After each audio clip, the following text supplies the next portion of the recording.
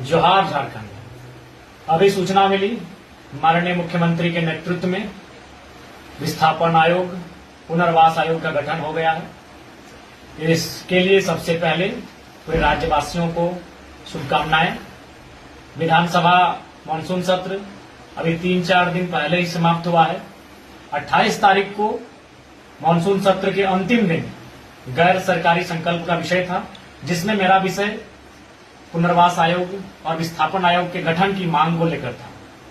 विस्थापन और पुनर्वास आयोग के गठन की मांग को लेकर यूं तो सालों से कई माननीय सदस्य विधानसभा के पटल पर मांग को उठाते रहे हैं, आवाज को बुलंद करते रहे हैं, लेकिन इस बार माननीय भू राजस्व मंत्री श्री दीपक बिरुवा जी से मेरी जो विस्थापन को लेकर जोरदार बहस हुई, पूरे राज्य ने देखा और मैंने माननीय मंत्री महोदय से स्पष्ट कहा कि आप तिथि स्पष्ट बताइए कि विस्थापन और पुनर्वास आयोग का गठन 15 दिनों में करेंगे, 45 दिनों में करेंगे या 100 दिनों में करेंगे या 150 दिनों में करेंगे।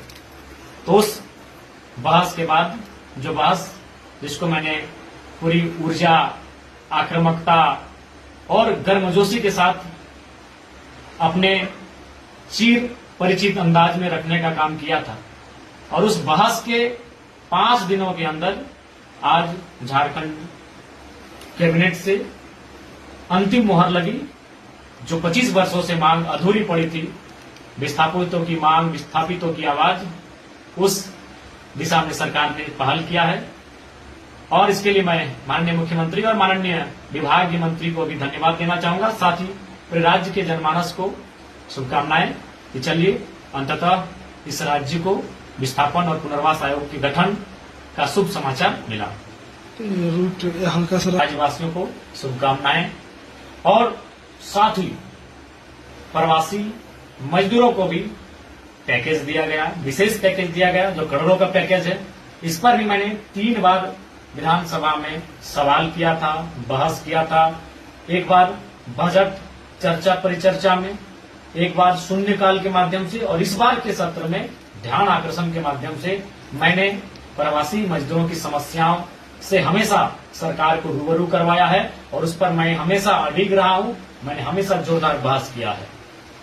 तो कहीं ना कहीं और मूल रूप से विधायक का काम यही होता है, सड़क बनाना। ये विभाग ये काम है, इसको डीसी भी करा सकते हैं, इसको अन्य पदाधिकारी भी करा सकते हैं। डीएमटी फंड से तो कहीं सीएसआर फंड से, तो कहीं टायर्ड तो कहीं अनटायर्ड फंड से ये काम हो सकते हैं। लेकिन विधायक का जो मूल काम होता है, विधेयक पर बहस करना, विधेयक पर चर्चा करना, विधेयक प्रेजेंट करना या फिर विधेयक बनाने के लिए सरकार को बाध्य करना। तो कहीं ना कहीं सभी माननीय सदस्यों ने प्रयास किया था, लेकिन अंतिम मुहर 28 तारीख को मैंने एक जोरदार बुलंद आवाज के तौर पर रखा विधानसभा में।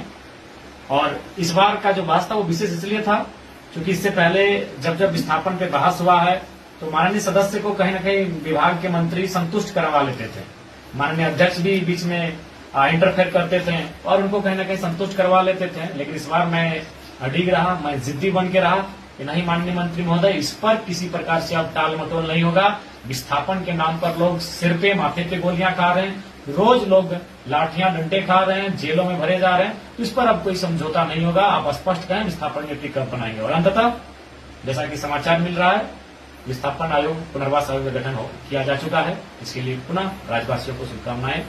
जोहार।